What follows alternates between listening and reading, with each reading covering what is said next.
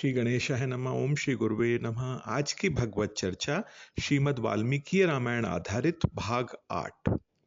विश्वामित्र के यज्ञ की रक्षा करके कृतकृत्य हुए श्री राम और लक्ष्मण ने उस यज्ञशाला में ही वह रात्रि बिताई। उस समय वे दोनों वीर बड़े प्रसन्न थे, उनका हृदय हर्षोल्लास से परिपूर्ण था। सभी महर्षि विश्वामित्र जी को आगे करके श्री रामचंद्र जी से कहते हैं, मैथिलस्य नरश्रेष्ठ जनकस्य भविष्यति यज्ञः परम धर्मिष्ठस्तत्र यास्यामहे वयम्। नरश्रेष्ठ मिथिला के राजा जनक का परम धर्ममय यज्ञ प्रारंभ होने वाला है, उसमें हम सब लोग जाएंगे। त्वं चैव नरशार्दूल सहास्मे भृर्गमिष्यसि अद्भुतम च धनुर्रत्नम तत्र त्वं दृष्टुर्महर्षि।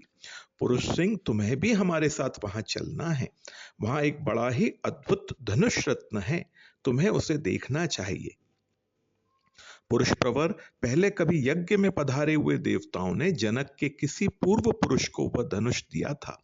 वह कितना प्रबल और भारी है, इसका कोई माप तोल नहीं है। वह बहुत ही प्रकाशमान एवं भयंकर है। मनुष्यों की तो बात ही क्या है, देवता, गंधर्व, असुर तथा राक्षस भी किसी तरह उसकी प्रत्यंचा नहीं चढ़ा पाते। उस धनुष की शक्ति का पता लगाने के लिए कितने ही महाबली राजा और राजकुमार आए, किंतु कोई भी उसे चढ़ा न सके। ककुस्तकुल नंदन पुरुष सिंह राम, वहां चलने से तुम महामनाप मिथिला नरेश के उस धनुष को तथा उनके परम अद्भुत यज्ञ को भी देख सकोगे। नरश्रेष्ठ, मिथिला नरेश ने अपने यज्ञ के फल रूप में उस उत्तम धनुष को मांगा था, अतः संपूर्ण देवताओं तथा भगवान शंकर ने उन्हें वह धनुष प्रदान किया है। उस धनुष का मध्य भाग जिसे मुट्ठी से पकड़ा जाता है बहुत ही सुंदर है। ऐसा कहकर के राजा जनक के महल में वह धनुष पूजनीय देवता की भांति प्रतिष्ठित है और नाना प्रकार के गंध, धूप तथा अगुरु आदि सुगंधित पदार्थों से उसकी पूजा होती है। महर्षियों ने ये सब कथा राम जी को सुनाई। ऐसा कहकर मुनिवर विश्वामित्र जी ने वन देवताओं से आज्ञा ली और ऋषि मंडली तथा राम लक्ष्मण के साथ वहां से प्रस्थान किया।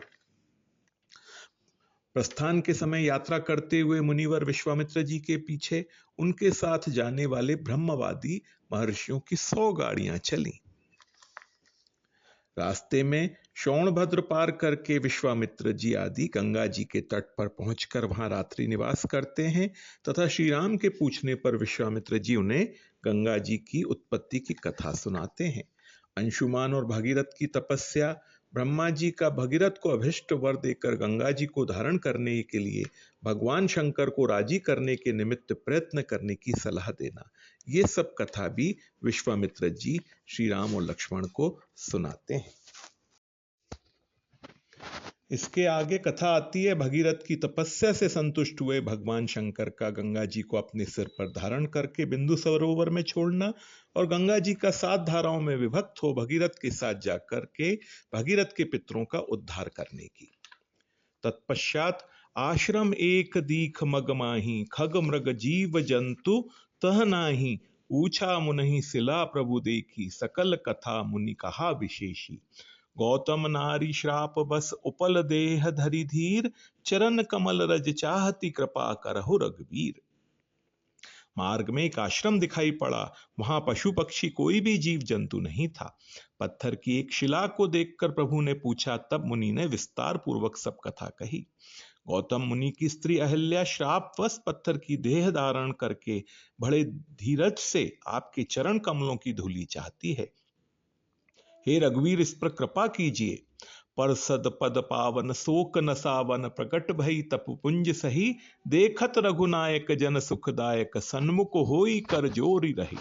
श्री राम जी के पवित्र और शोक को नाश करने वाले चरणों का स्पर्श पाते ही सचमुच वह तपोमूर्ति अहिल्या प्रकट हो गई। भक्तों को सुख देने वाले श्री रघुनाथ जी को देखकर वह हाथ जोड़कर सामने खड़ी रह गई। तदनंतर लक्ष्मण सहित श्री राम विश्वामित्र जी को आगे करके महर्षि गौतम के आश्रम से ईशान कोण की ओर चले और मिथिला नरेश के यज्ञ मंडप में जा पहुंचे।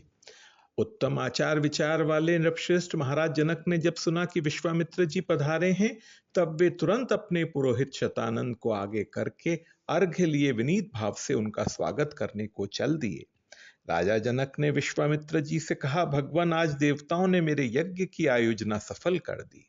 आज पूज्य चरणों के दर्शन से मैंने यज्ञ का फल पा लिया। ब्राह्मण, आप मुनियों में श्रेष्ठ हैं। आपने इतने महर्षियों के साथ मेरे यज्ञ मंडप में पदार्पण किया, इससे मैं धन्य हो गया। यह मेरे ऊपर आपका बहुत बड़ा अनुग्रह है। उसी समय दोनों भाई राम और लक्ष्मण आ पहुंचे। श्याम गौर मृदु बयस किशोरा, लोचन सुखद विश्वचित चोरा। उठे सकल जब रघुपति आए, विश्वामित्र निकट बैठाए। भय सब सुखी देखी दो भ्राता, बारी बिलोचन पुलकित गाता। मूरति मधुर मनोहर देखी, भयउ विदेहु विदेहु विशेषी। प्रेम मगन मनु जानि नृप करि विवेकु धरि धीर। बोले मुनि पद नाई सिरु, गदगद गिरा गभीर। कहु नाथ सुंदर दो बालक, मुनिकुल तिलक की नृपकुल पालक। ब्रह्म जु निगम नेति कहि गावा, उभय बेश धरि की सोई आवा। सहज विराग रूप मनु मोरा, थकित होत जिमि चंद चकोरा। ताते प्रभु पूछेउ सति भाऊ, कहु नाथ जनि करहु दुराऊ। अर्थात मन को प्रेम में मगन जान राजा जनक ने विवेक का आश्रय लेकर धीरज धारण किया और मुनि के चरणों में सिर नवाकर गदगद भरी गंभीर वाणी से कहा, हे नाथ, कहिए ये दोनों सुंदर बालक मुनिकुल के आभूषण हैं या किसी राजवंश के पालक, अथवा जिसका वेदों ने नेति कहकर गान किया है, कहीं वह ब्रह्म तो युगल रूप धरकर नहीं आया है। मेरा मन जो स्वभाव से वैराग्य रूप बना हुआ है, इन्हें देखकर इस तरह मुग्ध हो रहा है जैसे चंद्रमा को देखकर चकोर। हे प्रभु, इसलिए मैं आपसे सत्य भाव से पूछता हूं, हे नाथ बताइए, छिपाव न कीजिए। इन्हीं बिलोकत अति अनुरागा, बरबस ब्रह्म सुखई मन त्यागा। कह मुनि बिहसी कहेउ नृपनी का, बचन तुम्हार न होई अली का। ए प्रिय सबहि जहां लगी प्राणी, मन मुस्काही राम सुनि बानी। रघुकुल मनि दशरथ के जाए, मम हित लागी नरेश पठाए। राम लखनु दो बंधु बर, रूप सील बल धाम। मख राखेउ सब साखी, जगु जीते असुर संग्राम। इनको देखते ही अत्यंत प्रेम के वश होकर मेरे मन ने जबरदस्ती ब्रह्म सुख को त्याग दिया है। मुनि ने हंसकर कहा, हे राजन, आपने यथार्थ ही कहा। आपका वचन मिथ्या नहीं हो सकता। जगत में जहां तक प्राणी हैं, ये सभी को प्रिय हैं। मुनि की वाणी सुनकर श्री राम जी मन ही मन मुस्कुराते हैं, हंसकर मानो संकेत करते हैं कि रहस्य खोलिए नहीं। तब मुनि ने कहा, ये रघुकुल मणि महाराज दशरथ के पुत्र हैं। मेरे हित के लिए राजा ने इन्हें मेरे साथ भेजा है। ये राम और लक्ष्मण दोनों श्रेष्ठ भाई रूप, शील और बल के धाम हैं। सारा जगत इस बात का साक्षी है कि इन्होंने युद्ध में असुरों को जीतकर मेरे यज्ञ की रक्षा की है।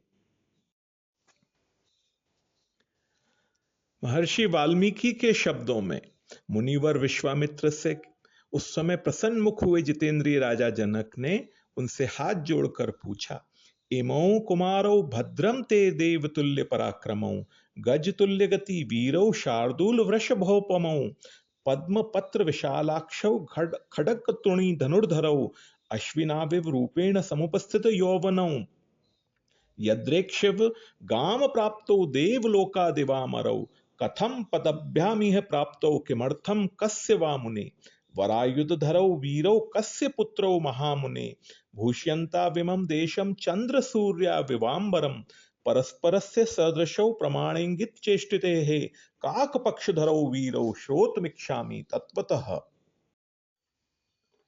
अर्थात महामुनि, आपका कल्याण हो। देवता के समान पराक्रमी और सुंदर आयुध धारण करने वाले ये दोनों वीर राजकुमार, जो हाथी के समान मंद गति से चलते हैं, सिंह और सांड के समान जान पड़ते हैं, प्रफुल्ल कमल दल के समान सुशोभित हैं, तलवार तरकस और धनुष धारण किए हुए हैं, अपने मनोहर रूप से अश्विनी कुमारों को भी लज्जित कर रहे हैं, जिन्होंने अभी अभी यौवन अवस्था में प्रवेश किया है, तथा जो शिक्षानुसार देवलोक से उतरकर पृथ्वी पर आए हुए दो देवताओं के समान जान पड़ते हैं।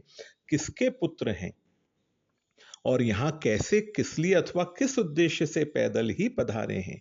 जैसे चंद्रमा और सूर्य आकाश की शोभा बढ़ाते हैं, उसी प्रकार ये अपनी उपस्थिति से इस देश को विभूषित कर रहे हैं। ये दोनों एक दूसरे से बहुत मिलते जुलते हैं। इनके शरीर की ऊंचाई, संकेत और चेष्टाएं प्रायः एक सी हैं। मैं इन दोनों काक पक्षधारी वीरों का परिचय एवं वृत्तांत यथार्थ रूप से सुनना चाहता हूं। तस्य तद्वचनं श्रुत्वा जनकस्य महात्मनः नैवेद्य में आत्मा पुत्रौ दशरथस्य तौ। महात्मा जनक का यह प्रश्न सुनकर अमित आत्मबल से संपन्न विश्वामित्र जी ने कहा, राजन, ये दोनों महाराज दशरथ के पुत्र हैं। इसके बाद उन्होंने उन दोनों के सिद्धाश्रम में निवास, राक्षसों के वध, बिना किसी घबराहट के मिथिला तक आगमन, विशालापुरी के दर्शन, अहिल्या के साक्षात्कार तथा महर्षि गौतम के साथ समागम आदि का विस्तार पूर्वक वर्णन किया। फिर अंत में यह भी बताया, ये आपके यहाँ रखे हुए महान धनुष के संबंध में कुछ जानने की इच्छा से यहाँ तक आए हैं। आज की भगवत चर्चा यहीं तक। ओम श्री गुरुवे नमः।